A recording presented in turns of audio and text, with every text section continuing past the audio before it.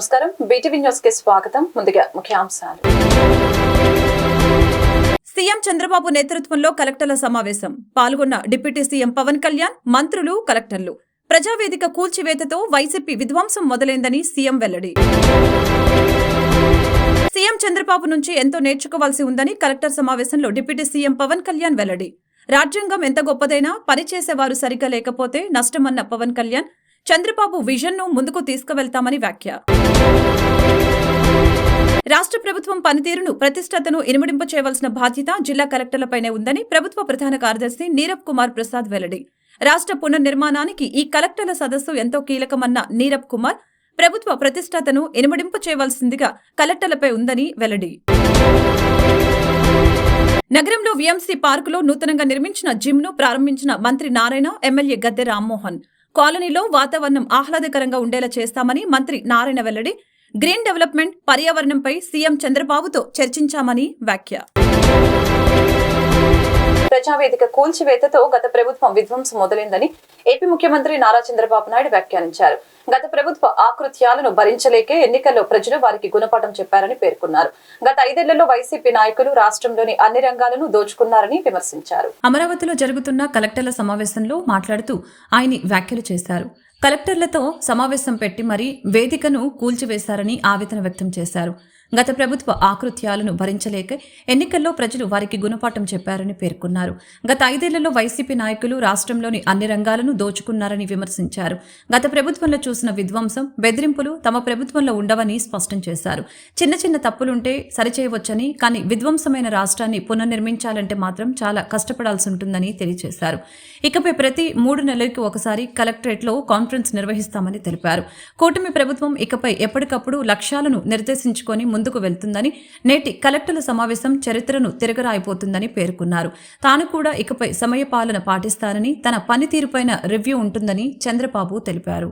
ఇప్పుడు ఇక్కడ మన కాన్ఫరెన్స్ కూడా అందరూ కూడా ఒకే వేవ్ లెంగ్త్ లో పనిచేయాలని డిస్ట్రిక్ట్ లెవెల్లో ఉండే డిస్ట్రిక్ట్ ఆఫీసర్స్ అందరినీ వీడియో కాన్ఫరెన్స్ లో పెట్టాం. అక్కడుండే డిస్ట్రిక్ట్ ఆఫీసర్స్కి అందరికి కూడా నా నమస్కారాలు. మొట్టమొదటిసారిగా కలెక్టర్స్ కాన్ఫరెన్స్కి మీకు అందరికీ స్వాగతం. ఇది ఒక హిస్టారికల్ కాన్ఫరెన్స్. ఎప్పుడు కూడా ఎప్పటికప్పుడు ఒక లక్ష్యాలను నిర్దేశించుకుని తద్వారా ముందుకు పోవాల్సిన అవసరం ఉంది. నేను ఈరోజు కొత్తగా ఈ కాన్ఫరెన్స్లు పెట్టడం లేదు. 95లో నేను ముఖ్యమంత్రి అయినప్పటి నుంచి ఇది 4th టైం సీఎం అయిన తర్వాత విధిగా కలెక్టర్స్ కాన్ఫరెన్స్లు పెట్టి ఏం చేయాలనేది ఒక డైరెక్షన్ ఇవ్వడం కానీ కలెక్టివ్ రెస్పాన్సిబిలిటీ గుర్తు చేస్తూ ముందుకెళ్ళాం. ఇప్పుడే మిత్రులు మాట్లాడారు. ఈరోజు మనం కాన్ఫరెన్స్ ఒక చరిత్ర తిరగ రాయబోతుంది. అదే సమయంలో మనందరం ఒకటి గుర్తుపెట్టుకోవాల్సిన అవసరం ఉంది. 5 ఏళ్లకు మునుపు ఒక కాన్ఫరెన్స్ పెట్టారు. కొంతమందికి ఉండే ఆఫీసర్లకి, సీనియర్ ఆఫీసర్లకి అందరికీ జ్ఞాపకం ఉంటుంది. అదే ప్రజావేదికలో కలెక్టర్స్ కాన్ఫరెన్స్ పెట్టి ఆనాటి ముఖ్యమంత్రి ఈ కాన్ఫరెన్స్ అవుతానే ఈ బిల్డింగ్ కూలగొడతామని అనౌన్స్ చేసి విధ్వంసానికి శ్రీకారం చుట్టాడు. అక్కడ నుంచి 5 ఏళ్లు అన్ని రంగాల్లో ఒక అనుభవజ్ఞుడైన ముఖ్యమంత్రి చంద్రబాబు తనకు గురువని, ఆయన నుంచి తనలాంటి వారు నేర్చుకోవాల్సింది ఎంతో ఉందని AP deputy CM Pawan Kalyan పేర్కొన్నారు. రాజ్యాంగం ఎంత గొప్పదైనా దానిని అమలు పరిచేవారు సరైన వారు లేకపోతే ఆ వ్యవస్థ పనిచేయదని అన్నారు. ఒక రాష్ట్రం ఎలా ఉండకూడదో చెప్పేందుకు గత 5 ఏళ్లలో రాష్ట్రం ఉదాహరణగా నిలిచిందని వ్యాఖ్యానించారు. అమరావతిలో నిర్వహించిన కలెక్టర్ల సమావేశంలో పవన్ కళ్యాణ్ ఈ వ్యాఖ్యలు చేశారు. రాజ్యాంగం ఎంత గొప్పదైనా దానిని అమలు పరిచేవారు సరిగ్గా లేకపోతే ఆ వ్యవస్థ పనిచేయలేదని పవన్ కళ్యాణ్ పేర్కొన్నారు. బలహీనమైన రాజ్యాంగం ఉన్న ప్రజల ప్రజల కోసం పనిచేసే వారు ఉంటే ఆ వ్యవస్థ బాగా పనిచేస్తుందని అభిప్రాయపడ్డారు. నేర్చుకోవాలని తపన ఉన్న తనలాంటి వారందరూ కలిసి వ్యవస్థని ముందుకు తీసుకువెళ్తామని పేర్కొన్నారు. చంద్రబాబు విజన్ను ముందుకు తీసుకువెళ్తామని తెలిపారు. విభజన వలన ఎన్నో ఇబ్బందులు పడ్డామని, అవమానాలు ఎదుర్కొన్నామని పేర్కొన్నారు. సీఎం చెబుతున్న స్కిల్ సెన్సెక్స్ కు సలహాలు, సూచనలు అవసరమని వివరించారు. ఒక రాష్ట్రం ఎలా ఉండకూడదో చెప్పేందుకు గత 5 ఏళ్లలో రాష్ట్రం ఉదాహరణగా నిలిచిందని తెలిపారు. రాష్ట్రంలో ఒకే రోజు 13,326 గ్రామాల్లో సభలు ఏర్పాటు చేసి తీర్మానాలు చేశామని, గ్రామాల్లో సాలిడ్ వేస్ట్ మేనేజ్మెంట్ అమలు చేస్తున్నట్లు పేర్కొన్నారు. పిఠాపురంలో లిక్విడ్ వేస్ట్ మేనేజ్మెంట్ను పైలట్ జెక్ట్గా చేపడుతున్నట్లు పవన్ కళ్యాణ్ తెలియజేశారు. 2047 నాటికి భారత్ సూపర్ పవర్ కావాలంటే రాష్ట్రం వికసిత ఆంధ్రప్రదేశ్ కావాల్సిన అవసరం ఉందని పవన్ నొక్కి చెప్పారు. థ్రెట్స్ కానీ, ఇంక్లూడింగ్ కుటుంబ సభ్యుల మీద దాడులు కానీ, ఇవన్నీ అనుభవించి వచ్చామంటే, ఇంత భరించి మేము ఎందుకు వచ్చామంటే వ్యవస్థల్ని బతికించాలనే చెప్పు.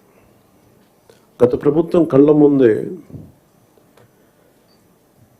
మీలాగా చదువుకొని సివిల్ సర్వీసెస్లోకి వచ్చి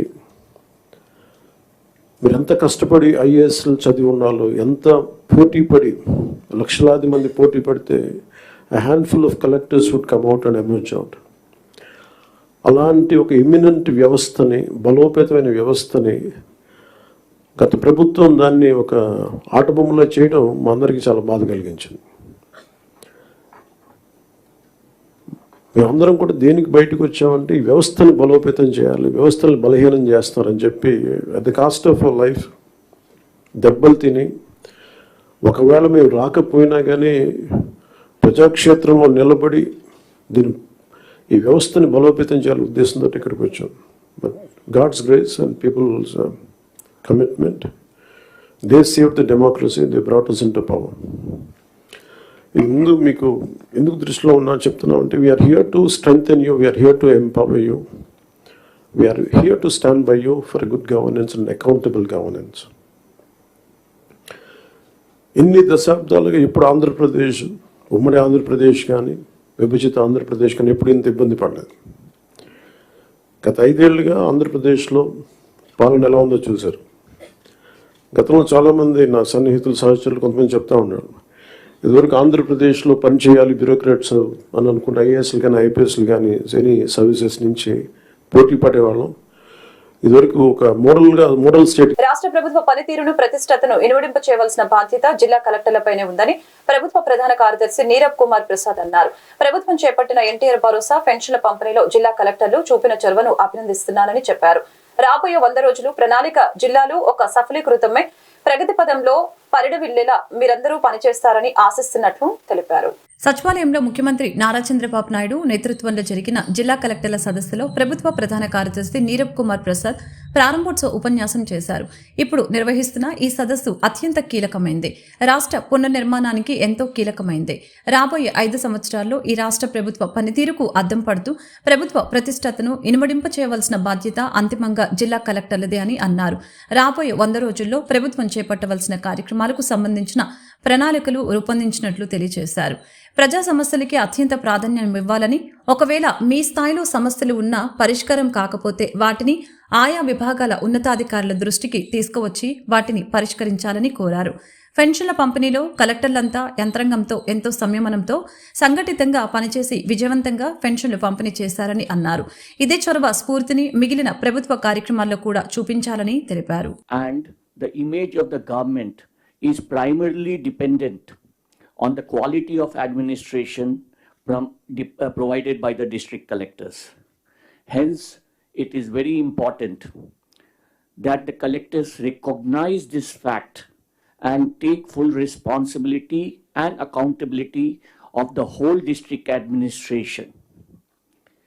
A significant and discernible difference should be visible in the district administration to all in Andhra Pradesh and even outside immediately within 100 days by your advance actions, planning, scheme implementations, responses to incidents and leadership of your districts. Citizens are the cornerstone of the new government, and it is essential that all the grievances of the people are appropriately and timely addressed. collectors must take personal initiative in this regard and strictly follow the people first principle. Some of the issues arising in the district may require systemic improvement or policy changes. I strongly urge the district collectors to follow the protocol of taking up these issues with the respective heads of the departments or the secretaries of the departments in the true spirit of institution building. If the matter is still not resolved, the collectors can always escalate the issues to the higher authorities.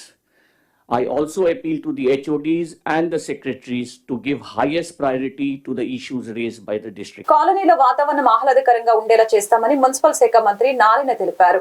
Green development పర్యావరణంపై CM చంద్రబాబుతో చర్చించామని తెలిపారు. 27,000 కోట్ల రూపాయలు కేంద్రం నుంచి నిధులు రావాల్సి ఉందని చెప్పారు.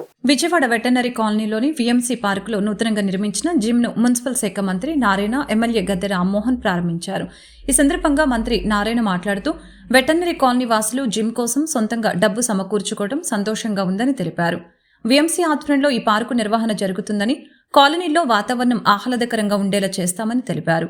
ఈ ప్రాంతంలో కొన్ని సమస్యలు తనకు చెప్పారని వాటిని పరిష్కరిస్తామని అన్నారు. గత 5 ఏళ్లలో అసలేం చేశారో తెలుసుకున్నామని, రాష్ట్ర వాటా నిధులు ఇవ్వకపోవటం వలన కేంద్రం నిధులు ఆగిపోయాయని అన్నారు. సీఎం సహకారంతో కేంద్రం నుంచి నిధులు తెచ్చేందుకు కృషి చేస్తామని పేర్కొన్నారు.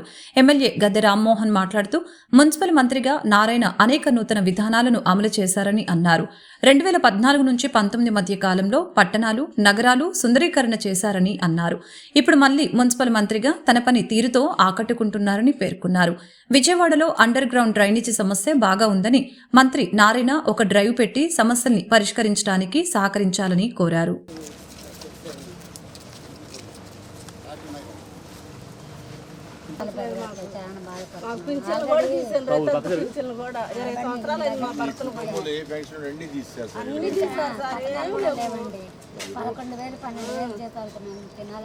అద్దెలు కట్టుకోవాలా, ఎన్ని కట్టుకోవాలి, పింఛన్లు తీసేది 2014 పెంచారు.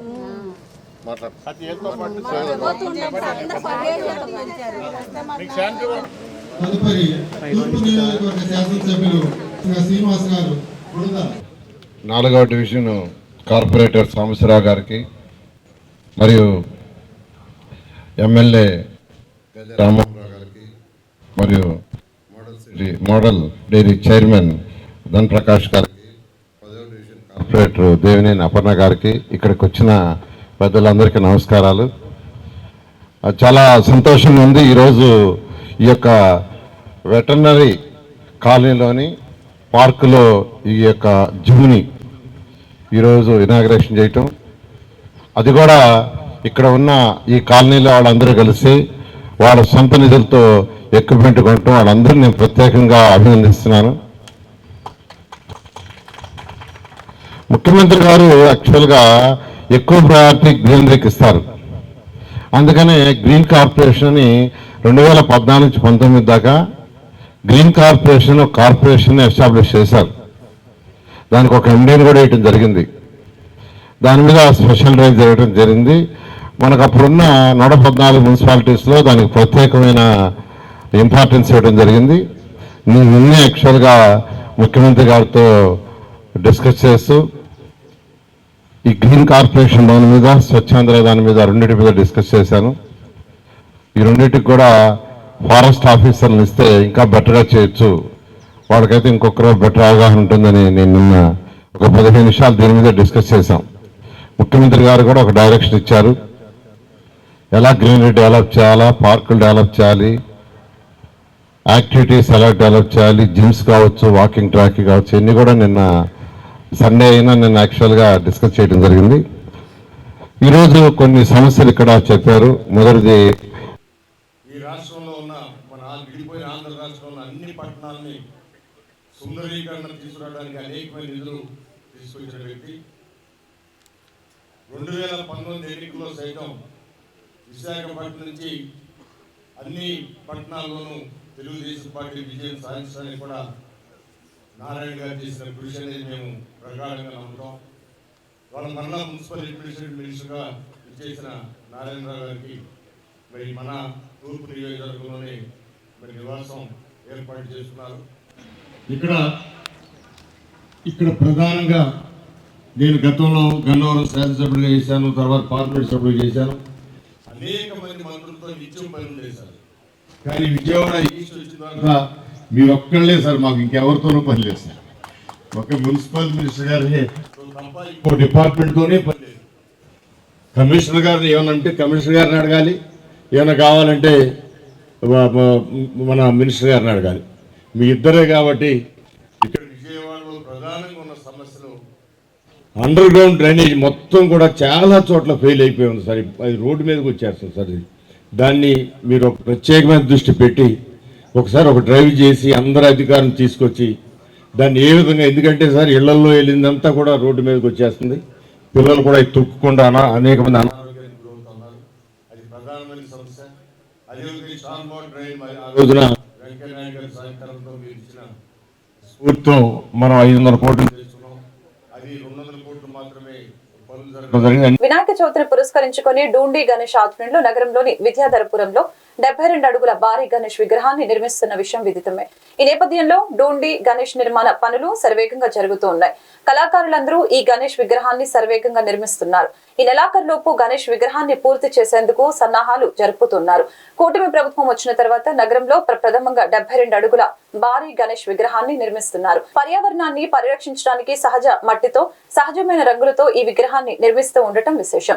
నిమజ్జనం తర్వాత ఈ మట్టిని నగరవాసులకి పంచనున్నారని డూండి గణేష్ నిర్వాహకులు తెలిపారు.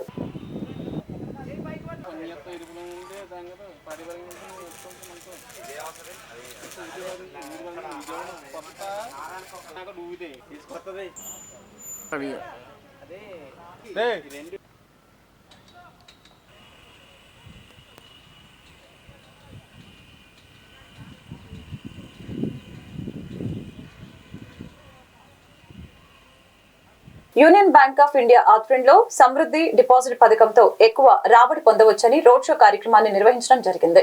షార్ట్ టర్మ్ సమృద్ధి డిపాజిట్ పథకంతో కేవలం 333 రోజులు ఎక్కువ రాబడి పొందవచ్చని Vijayawada zone general manager Bhaskararao తెలిపారు. భవిష్యత్తులో డబ్బులు దాచుకునే వాళ్ళకి ఎక్కువ రాబడి అందించేలా యూనియన్ బ్యాంక్ ఆఫ్ ఇండియా ఒక వినూత్న పథకాన్ని తీసుకువచ్చింది. ఈ నేపథ్యంలో ప్రజలకు అవగాహన కల్పించడానికి యూనియన్ బ్యాంక్ ఆఫ్ ఇండియా ఆధ్వర్యంలో బీఆర్టీసీ రోడ్లో రోడ్ షో కార్యక్రమాన్ని చేపట్టింది.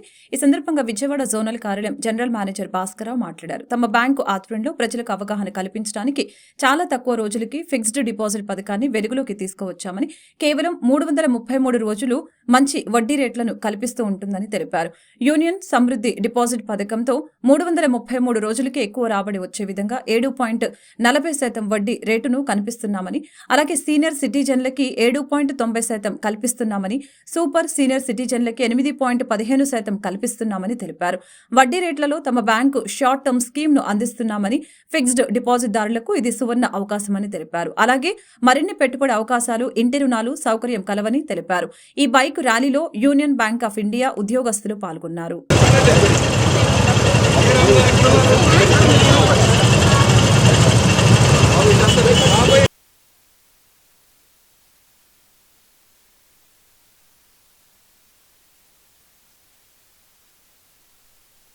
సో ఆంధ్రప్రదేశ్ ప్రజలందరికీ ఉషోదయం అండి, గుడ్ మార్నింగ్. మేమంతా యూనియన్ బ్యాంక్ ఆఫ్ ఇండియా నుంచి ఈరోజు ఈ రోడ్ షో చేస్తున్నాము. ఎందుకంటే మా బ్యాంకు షార్ట్ టర్మ్ అంటే 333 రోజులకి బ్యాంకింగ్ ఇండస్ట్రీలోనే మంచి వడ్డీ రేట్ ఇస్తుంది. అది 6.4% అండి, 7.4%. 333 రోజులకి మీ యొక్క డిపాజిట్ 7.4% రేట్ ఆఫ్ ఇంట్రెస్ట్ తోటి మీకు అందుతుందండి. అట్లాగే ఎవరైతే సీనియర్ సిటిజన్స్ ఉన్నారో 60 సంవత్సరాలు దాటిన వాళ్ళకి 7.5% తోటి 7.9% తోటి మీకు వడ్డీ ఇస్తారండి. అట్లాగే సూపర్ సీనియర్ సిటిజన్స్ ఎవరైతే 80 సంవత్సరాలు దాటుతారో వాళ్ళకి 8.15% దొరుకుతుందండి. ఈ రోజుల్లో మనకి ఈ వడ్డీ రేట్లు అనేవి చాలా ఫ్లెక్సిబుల్గా ఉన్నాయి. మనం 3 సంవత్సరాలకి, 4 సంవత్సరాలకి, 5 సంవత్సరాలకి వేసుకుంటే ఎప్పుడు ఏమి మార్కెట్, ఎకనామిక్ మార్కెట్ ఎలా స్పందిస్తుందని తెలియదు. ప్రభుత్వ పాఠశాలలో, కళాశాలలో మౌలిక సదుపాయాలు అందించడానికి తమ ప్రభుత్వం ఎల్లప్పుడూ ముందుంటుందని సెంట్రల్ ఎమ్మెల్యే బోండా ఉమామహేశ్వరరావు అన్నారు. విద్యార్థుల్ని భావి భారత పౌరులుగా తీర్చిదిద్దడానికి ఉపాధ్యాయులు కృషి చేయాలని కోరారు. సెంట్రల్ నియోజకవర్గం పరిధిలోని 62 డివిజన్ రాధానగర్ 7 అపార్ట్మెంట్స్ ఎదురుగా కల జూనియర్ కళాశాల నందు విద్యార్థులకి పుస్తకాల పంపిణీ కార్యక్రమం నిర్వహించడం జరిగింది. ఈ కార్యక్రమానికి ముఖ్య అతిథిగా సెంట్రల్ నియోజకవర్గ శాసనసభ్యులు బోండా ఉమామహేశ్వరరావు ఇచ్చేసి కళాశాల విద్యార్థులకి పుస్తకాలు పంపిణీ చేశారు. తొలుత బోండా ఉమ జాతిపిత మహాత్మా గాంధీ విగ్రహానికి పూలమాలలు వేసి నివాళులు అర్పించారు. అనంతరం బోండా ఉమ మాట్లాడుతూ ప్రభుత్వ పాఠశాలలు, కళాశాలలు విద్యార్థులకి కార్పొరేట్ స్కూల్స్, కాలేజీల కన్నా మిన్నగా విద్యను అందించడానికి ముఖ్యమంత్రి చంద్రబాబు నాయుడు నాయకత్వంలో ఎన్డీఏ కూటమి పెద్దెత్తున ప్రణాళికల్ని రూపొందించి విద్యార్థుల భవిష్యత్తును తీర్చిదిద్దేటువంటి విధంగా ముందుకు సాగటం జరుగుతుందని తెలియజేశారు. భవిష్యత్తులో విద్యార్థుల్ని భావి భారత పౌరులుగా తీర్చిదిద్దటానికి ఇంకా ఉపాధ్యాయులు ఎంతో కృషి చేయాలని అన్నారు. ఇటువంటి స్కూల్లో మౌలిక సదుపాయాలు కల్పించడం తమ బాధ్యత అని, విద్యార్థులకి పౌష్టికాహారంతో పాటు మరుగుదొడ్లు ఎప్పటికప్పుడు శుభ్రంగా ఉంచడం, వారికి కావలసినటువంటి స్టేషనరీని ప్రభుత్వం ఏర్పాటు చేస్తుందని, విద్యార్థులు ఎటువంటి ఆలోచనలు పెట్టుకోకుండా మంచిగా చదువుకొని ఉన్నత స్థాయికి సెంట్రల్ నియోజకవర్గాన్ని, ఆంధ్రప్రదేశ్ రాష్ట్రాన్ని, మన దేశాన్ని ఉన్నత స్థాయిలో నిలబెట్టాలని బోండా ఉమా విద్యార్థులకి తెలియజేశారు. కొత్త ప్రభుత్వం వచ్చినాక, చంద్రబాబు నాయుడు గారు ముఖ్యమంత్రి అయినాక నూతనంగా విద్యాశాఖకు మరెన్నో రకాలుగా మళ్ళీ పూర్వ వైభోగం వస్తూ ఉంది. ఇవాళ గత 5 సంవత్సరాల చదువుల్లో కాలేజీలు కానీ, స్కూల్స్ కానీ, గవర్నమెంట్ కాలేజీలు కానీ పూర్తి నిర్లక్ష్యానికి గురైన సందర్భంలో ఈరోజు ప్రభుత్వం మరి పెద్ద ఎత్తున విద్యార్థులకు అండగా నిలబడటం వల్ల మా పిల్లలు, ఆడపిల్లల్లో అలాగే మగపిల్లల్లో సంతోషాలు, అలాగే వాళ్ళ పేరెంట్స్ మొహంలో కూడా కళ కనబడుతూ ఉంది. రాబోయే రోజుల్లో విద్యకు అత్యంత ప్రాధాన్యత ఇచ్చే ముఖ్యమంత్రి చంద్రబాబు గారి నాయకత్వంలో ఖచ్చితంగా అండగా ఉంటాం. వాళ్ళకి అన్ని ఫెసిలిటీస్ ఇస్తాం. ఇప్పటికే స్కూల్స్లో మధ్యాహ్నం భోజనం ఉచితంగా పెడుతున్నాం. యూనిఫామ్లు, text books, note books, shoes అన్నీ ఇస్తున్నాం. కాలేజీల్లో జూనియర్ ఇంటర్, సీనియర్ ఇంటర్కి text books, uniform, note books, bag ఇస్తున్నాం. ఇంకా రాబోయే రోజుల్లో మరిన్ని మెరుగైనటువంటి విధానాల్లో వాళ్ళకి అండగా ఉంటాం. గవర్నమెంట్ కాలేజీల్లో, స్కూల్లో చదువుకునే పిల్లలకి మా సొంత బిడ్డల్లా చూసుకుంటాం. మిగతా వాళ్ళని కూడా గవర్నమెంట్ స్కూల్స్, ప్రైవేట్ స్కూల్స్ మోజులో డబ్బులు పోగొట్టుకోకుండా VOA, school sanitation, field assistant తదితర చిరు ఉద్యోగులపై రాజకీయ వేధింపులు, అక్రమ తొలగింపులు ఆపాలని సిఐటియు డిమాండ్ చేసింది. ఎన్నికల మేనిఫెస్టోలో ఇచ్చిన హామీలను రాష్ట్ర ప్రభుత్వం అమలు చేయాలని కోరింది. కూటమి ప్రభుత్వం ఎన్నికల మేనిఫెస్టోలో ఇచ్చిన హామీలను అమలు చేయాలని సిఐటియు ఆధ్వర్యంలో అలంకార్ ధర్నా చౌక్ వద్ద ధర్నా నిర్వహించడం జరిగింది. ఈ సందర్భంగా సిఐటియు అధికార ప్రధాన కార్యదర్శి మాట్లాడుతూ కూటమి ప్రభుత్వం అధికారంలోకి వచ్చిన తర్వాత చిరు ఉద్యోగుల్ని అనేక మందిని తొలగిస్తున్నారని ఆరోపించారు. తొలగింపు అనేది చట్టవిరుద్ధమని తెలిపారు. ఈ చిరు ఉద్యోగులు 60 సంవత్సరాల వరకు పనిచేయడానికి నియమించబడ్డ వారని తెలిపారు. నోటీసులు ఇవ్వకుండా తొలగిస్తున్నారని, రాజకీయ వేధింపులు ఎక్కువయ్యాయని ఆరోపణలు గుప్పించారు. తొలగించిన చిరుద్యోగులు అందరినీ వీధుల్లోకి తీసుకొని రావాలని డిమాండ్ చేస్తున్నామని తెలియజేశారు. Anganwadi workers and welfare NTR జిల్లా కార్యదర్శి సుప్రజ మాట్లాడుతూ కూటమి ప్రభుత్వం 2 నెలలు గడవక ముందే రాజకీయ వేధింపులకి గురి చేస్తున్నారని ఆరోపించారు. ఆ కారణంగా అంగన్వాడీల్ని వేధింపులకి గురి చేస్తున్నారని, ఉద్యోగాల నుంచి తొలగిస్తున్నారని చెప్పుకొచ్చారు. ఎన్టీఆర్ జిల్లా ప్రధాన కార్యదర్శి, రాష్ట్రంలో తెలుగుదేశం కూటమి అధికారంలోకి వచ్చిన తర్వాత చిరుద్యోగుల్ని అనేక మందిని తొలగిస్తూ ఉన్నారు. ఒక పక్కన ముఖ్యమంత్రి గారు రాజకీయ కక్షలు ఉండవు, గత ప్రభుత్వంలాగా మేము వ్యవహరించాం, నియంత్రిత పాలన ఉండదు, ప్రజారంజక పరిపాలన చేస్తా అని చెప్పి ఒక పక్కన చెప్తాను.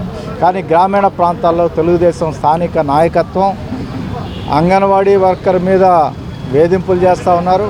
విఓఏల్ని ఈ జిల్లాలో అనేక మండలాల్లో తొలగించారు. అదేవిధంగా పంచాయతీ కార్మికుల్ని మన విజయవాడ పక్కన ఉన్నటువంటి గొల్లపూడిలో 10 మంది కార్మికులను తొలగించారు. అలాగే ఊట్కూరులో 5 కార్మికులు తొలగించారు. ఫీల్డ్ అసిస్టెంట్స్ని, ప్రతి గ్రామంలో ఫీల్డ్ అసిస్టెంట్స్ని కూడా తొలగించడం అనేటువంటి జరిగింది. ఈ తొలగింపులు అనేటువంటిది చట్టవిరుద్ధం. వాస్తవంగా ఇది కేవలం 5 సంవత్సరాలకో, 3 సంవత్సరాలకో, 2 సంవత్సరాలకో ఇట్లాంటి చిరుద్యోగులు కారు వీళ్ళు. అంగన్వాడీ అయినా, ఆశ అయినా, మధ్యాహ్న భోజనమైనా, విఓఏలైనా, ఏ తరగతి కార్మికులైనా 60 సంవత్సరాల పాటు వాళ్ళు పనిచేయడానికి నియమించబడినటువంటి వాళ్ళు. కనీసం ఎటువంటి నోటీస్ లేకుండా అకారణంగా చట్ట వ్యతిరేకంగా వీళ్ళని తొలగిస్తున్నటువంటి పరిస్థితి ఉంది. రాజకీయ వేధింపులే ప్రధానమైనటువంటి కారణంగా మేము భావిస్తా ఉన్నాం. కొంతమందిని బలవంతంగా కూడా ఫీల్డ్ అసిస్టెంట్ని వివైఎల్ని రాజీనామా చేయించినటువంటి పరిస్థితి కూడా ఉంది. ఈ రాజీనామాలు అనేటువంటి చెల్లవని కూడా మేము చెప్తా ఉన్నాం. ఎప్పటికైనా తెలుగుదేశం ప్రభుత్వం వెంటనే ఈ తొలగించినటువంటి కార్మికులను విధుల్లో తీసుకోవాలని చెప్పేసి మేము డిమాండ్ చేస్తూ ఉన్నాం. ఈ రకమైనటువంటి కష్ట సాధింపు చర్యలు సరైనది కాదు. గతంలో కూడా వైసీపీ ప్రభుత్వం అధికారంలోకి వచ్చిన తర్వాత అంగన్వాడీల మీద, చిరుద్యోగుల మీద పెద్ద ఎత్తున దాడి చేసినటువంటి పరిస్థితి ఉంది, తొలగించినటువంటి పరిస్థితి ఉంది. మరి ఆ ప్రభుత్వం ఈరోజు ప్రతిపక్ష స్థానం. Supraja, anganwadi workers and helpers union NTR జిల్లా కార్యదర్శి, మధ్యాహ్న భోజన పథకం కార్యదర్శి. ఈరోజు తెలుగుదేశం ప్రభుత్వం అధికారంలోకి వచ్చి 2 నెలలు పూర్తి చేసుకోలేదు. అయినా సరే రాజకీయ వేధింపులలో ముందు భాగాన ఉన్నది. ఈరోజు ఏంటంటే కొత్తగా అన్నమాట, అంగన్వాడీ కార్యకర్తలు గతంలో వాళ్ళ కుటుంబాలలో ఏమన్నా కేసులు ఉంటే వాటిని బయటకు తీసుకువచ్చి అంగన్వాడీ కార్యకర్తల పేర్లను కూడా జోడించి వాళ్ళకి ఎఫ్ఐఆర్లు నమోదు చేయించి, మీకు ఎఫ్ఐఆర్ ఉంది కాబట్టి మీ అంతటా మీరే, మేము తీసేయటం కాదు, మీ అంతటా మీరే రాజీనామా చేసి వెళ్ళిపోండి అని చెప్తున్నారు. అధికారులు కూడా దీనికి వత్తాసు పలుకుతున్నారు. ఎందుకమ్మా వచ్చిన గొడవ, నువ్వు వెళ్ళిపో, రాజీనామా చేసి వెళ్ళిపో అని చెప్తున్నారు. అదేవిధంగా మధ్యాహ్న భోజన పథకం గంపలగూడెంలో 12 మందిని తీసేశారు. జగ్గయ్యపేటలో 4 తీసేశారు. తర్వాత మనకి వివోఏలు ఇప్పుడు వీర్లపాడు మండలంలో తీశారు, జీకొండూరు మండలంలో తీసేస్తున్నారు. ఎక్కడ చూసినా అంగన్వాడీ, ఆశా, మధ్యాహ్న భోజన పథకం, వివోఏలు ఇలా వీళ్ళందరి మీద గ్రామ పంచాయతీ వాళ్ళు, ఈ చిరు ఉద్యోగులు ఈరోజు ఈ ప్రభుత్వం వస్తే వాళ్ళ బతుకులు బాగుపడతాయి అని గత 5 సంవత్సరాలు ఉన్న ప్రభుత్వం మీద విసిగి హిందూపూర్లో సంబంధం లేకపోయినా న్యాయవాది కాంగ్రెస్ పార్టీ నాయకుడు రాజ్ సంపత్ పై కేసు పెట్టి పోలీసులు హింసించారని, మే 29వ తేదీన ప్రత్యర్థులు సంపత్ను బలవంతంగా తీసుకువెళ్లి హత్య చేసిన ఇంతవరకు చర్యలు లేవని మాజీ ఎంపీ హర్ష కుమార్ ఆరోపించారు. హోంమంత్రి అనిత దృష్టికి తీసుకువెళ్లినా ఇప్పటి వరకు చర్యలు శూన్యమని అన్నారు. 3 నెలలైన తెలుగుదేశం పార్టీ ప్రభుత్వం హంతకులను అరెస్టు చేయలేదంటే వైకాపా ప్రభుత్వం చేసినట్లే తెలుగుదేశం పార్టీ కూడా చేస్తుందని ఆరోపించారు.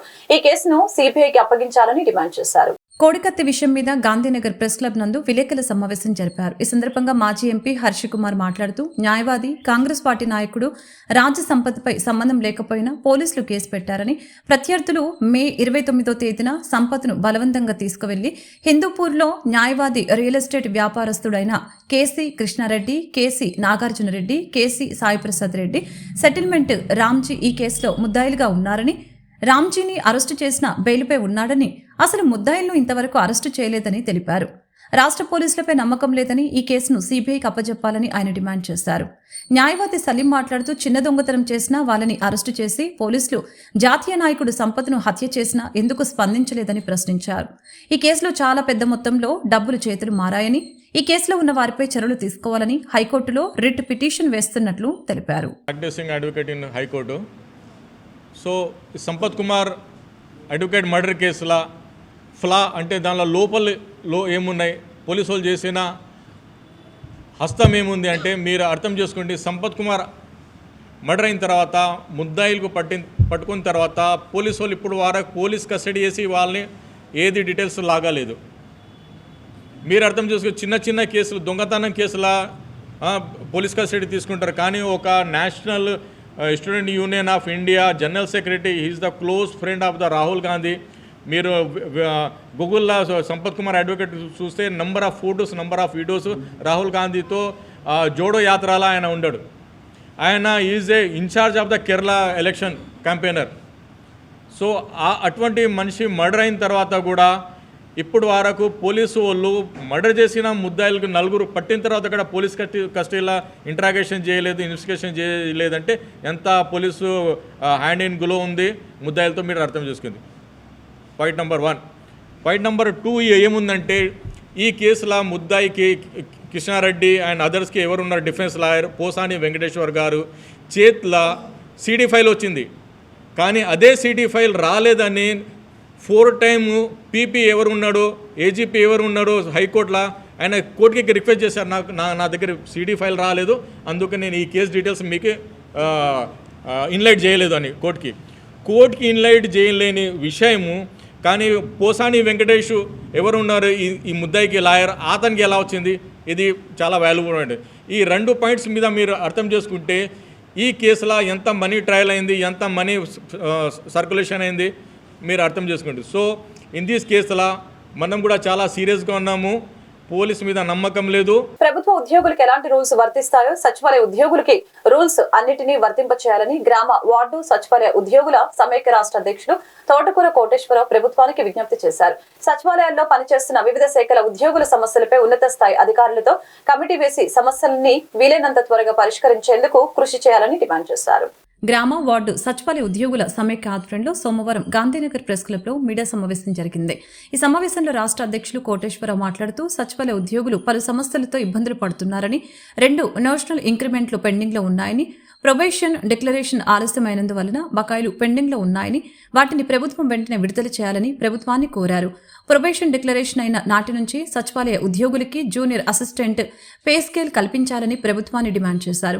పదోన్నతి ఛానల్ క్రియేట్ చేసి బదిలీలు, పదోన్నతులు కల్పించాలని, యూనిఫామ్ విధానాన్ని రద్దు చేయాలని, ప్రభుత్వ ఉద్యోగులకి వర్తిస్తున్న రూల్స్ అన్ని సచివాలయ ఉద్యోగులకి ఖచ్చితంగా వర్తించేలా చూడాలని విజ్ఞప్తి చేశారు. ఈ సందర్భంగా నూతన కార్యవర్గ కమిటీని ప్రకటించారు. రాష్ట్ర అధ్యక్షులుగా తోటకూర కోటేశ్వరరావు, ప్రధాన కార్యదర్శిగా వై రత్నం పుట్టి, రాష్ట్ర సహ అధ్యక్షులుగా ఎం రమేష్ బాబు, కార్యనిర్వాహక ఉపాధ్యక్షులుగా ఎస్ హరి, రాష్ట్ర కోశాధికారిగా టి తిరుమలయ్య, పలు విభాగాల అధ్యక్ష, ఉపాధ్యక్ష కార్యదర్శులు ఆయన్ని ప్రకటించారు. నా పేరు తోటకూర కోటేశ్వరరావు, గ్రామ వార్డు సచివాలయ ఉద్యోగ సమాఖ్య రాష్ట్ర అధ్యక్షుడిగా నియమించబడ్డాం. ఈరోజు గ్రామ వార్డు సచివాలయ ఉద్యోగ సమాఖ్య రాష్ట్ర కమిటీని ఏకగ్రీవంగా ఎన్నుకోవడం జరిగింది. మా రాష్ట్ర కమిటీ తరఫున రాష్ట్ర ప్రభుత్వంలో నూతనంగా ఏర్పాటు చేసిన ప్రభుత్వానికి మరియు గౌరవనీయులు పెద్దలు ముఖ్యమంత్రి వర్యులు నారా చంద్రబాబు నాయుడు గారికి మరియు ఉప ముఖ్యమంత్రి వర్యులు పవన్ కళ్యాణ్ గారికి మరియు రాష్ట్ర మంత్రివర్గానికి మా యొక్క శుభాకాంక్షలు తెలియజేస్తున్నాం.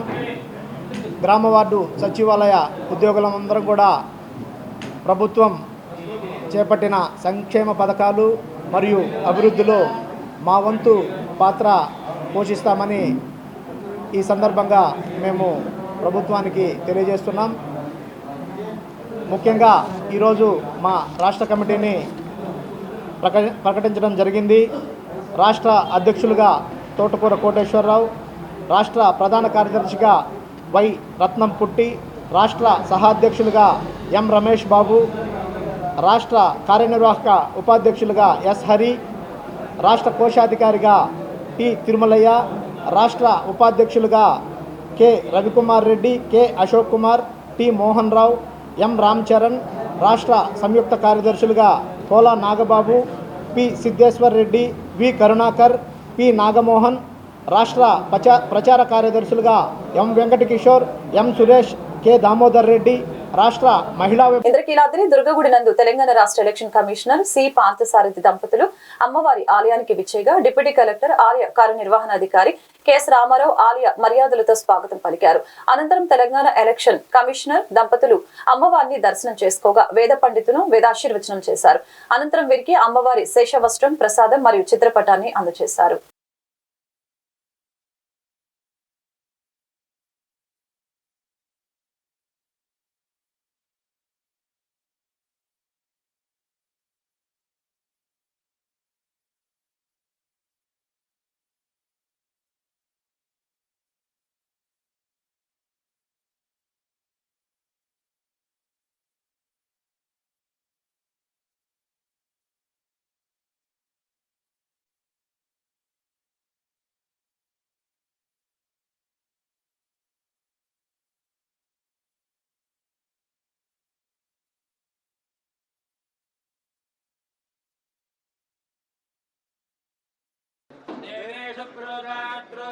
देवेषु देवेषु प्रोदादिति प्रोदात् देवेषु देवेषु प्रोदादिति प्रोदादिति प्रोदात् प्रोदादिति देवेभ्यो देवेभ्य इति प्रोदात् प्रोदादिति देवेभ्यः इति देवेभ्यो देवेभ्य इति देवेभ्य एवैव देवेभ्य इति देवेभ्य एव देवेभ्य एवैव देवेभ्यो देवेभ्य एवैनमेनमेव देवेभ्यो देवेभ्य एवैनम् एवैनमेनमेवैवैनमेनमेवैवैनमः येनमेनमेनमा वेदयति वेदयत्यैनमेनमा वेदयति आवेदयति वेदयत्यावेदयत्यन्मनु वेदयत्यावेदयत्यनु वेदयत्यन्मनु वेदयति वेदयत्यन्वेनमेनमनु वेदयति वेदयत्यन्वेनम् अन्वेनमेनमन्वन्वेनं देवादेव. వార్తలు ముగించే ముందు ముఖ్యాంశాలు మరొకసారి. సీఎం చంద్రబాబు నేతృత్వంలో కలెక్టర్ల సమావేశం. పాల్గొన్న డిప్యూటీ సీఎం పవన్ కళ్యాణ్, మంత్రులు, కలెక్టర్లు. ప్రజావేదిక కూల్చివేతతో వైసీపీ విధ్వంసం మొదలైందని సీఎం వెల్లడి. సీఎం చంద్రబాబు నుంచి ఎంతో నేర్చుకోవాల్సి ఉందని కలెక్టర్ సమావేశంలో డిప్యూటీ సీఎం పవన్ కళ్యాణ్ వెల్లడి. రాజ్యాంగం ఎంత గొప్పదైనా పనిచేసేవారు సరిగ్గా లేకపోతే నష్టమన్న పవన్ కళ్యాణ్, చంద్రబాబు విజన్ను ముందుకు తీసుకువెళ్తామని వ్యాఖ్య. రాష్ట్ర ప్రభుత్వం పనితీరును, ప్రతిష్టతను ఇనుమడింప చేయవలసిన బాధ్యత జిల్లా కలెక్టర్లపైనే ఉందని ప్రభుత్వ ప్రధాన కార్యదర్శి నీరబ్ కుమార్ ప్రసాద్ వెల్లడి. రాష్ట్ర పునర్నిర్మాణానికి ఈ కలెక్టర్ల సదస్సు ఎంతో కీలకమన్న నీరబ్ కుమార్, ప్రభుత్వ ప్రతిష్టతను ఇనుమడింప చేయవలసిందిగా కలెక్టర్లపై ఉందని వెల్లడి. నగరంలో వీఎంసీ పార్కులో నూతనంగా నిర్మించిన జిమ్ను ప్రారంభించిన మంత్రి నారాయణ, ఎమ్మెల్యే గద్దె రామ్మోహన్. కాలనీలో వాతావరణం ఆహ్లాదకరంగా ఉండేలా చేస్తామని మంత్రి నారాయణ వెల్లడి. గ్రీన్ డెవలప్మెంట్, పర్యావరణంపై సీఎం చంద్రబాబుతో చర్చించామని వ్యాఖ్య. ఈ వార్తలు ఇంతటితో సమాప్తం. మరొక బులెటిన్ మళ్ళీ కలుద్దాం. నమస్కారం.